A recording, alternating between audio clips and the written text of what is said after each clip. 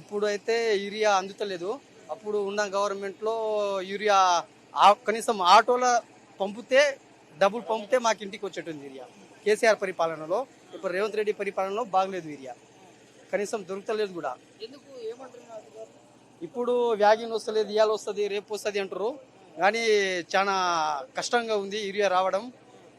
ఎన్ని రోజుల నుంచి తిరుగుతున్నారు మరి? దాదాపు మేము ఒక నెల నుంచి తిరుగుతున్నాం యూరియా కోసం. ఆ. ఎన్ని ఎకరాలు సాగు చేస్తున్నారు? సాగు ఉన్నాయి, ఒక 6 ఎకరాల దాకా ఉన్నాయి. ఎంత యూరియా కావాలి? 6 ఎకరాలు దాదాపు 20-30 సంచుల దాకా కావాలి. ఇంకోటి, ఈ గవర్నమెంట్లో యూరియా వచ్చినప్పటి నుంచి బయటికి అయితే వాళ్ళ ఒక్క యూరియా సంచులు దొరకలేదు.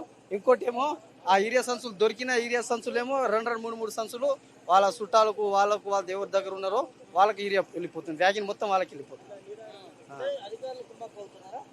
ఆ అధికారం నిర్వహణ వల్లనే ఇవాళ యూరియా రావడం లేదు, మాకు రైతులు అందట్లేదు.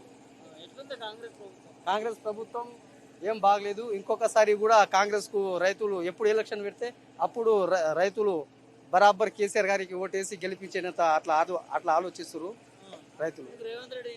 రేవంత్ రెడ్డి ఇంకోసారి కూడా రావడం కష్టం. ఆయన కొడంగల్ నుంచి పోటీ చేస్తే కూడా వాళ్ళ కనీసం డిపాజిట్ కూడా రావడం కష్టం. డిపాజిట్ కూడా రావడం కష్టం. ఎందుకైతే ఇప్పుడు చూస్తున్నారు కదా మీరే, ఇగో దాదాపు ఎట్లా యూరియా కోసం ఎట్లా తిప్పలు పడుతున్నారు రైతులు. చెప్పులు కాదు, పాస్బుక్లు లైన్ లో పెట్టుకుంటూ ఉంటారు. పాస్బుక్లు కూడా లైన్ లో పెట్టుకుంటూ ఉంటారు. అవు మరి మేమేమి గొడవ పెట్టుకున్నా వాళ్ళు ఇస్తలేరు కదా, మరి ఇస్తలేదు అసలు. మాకు యూరియానే అందుతలేదు.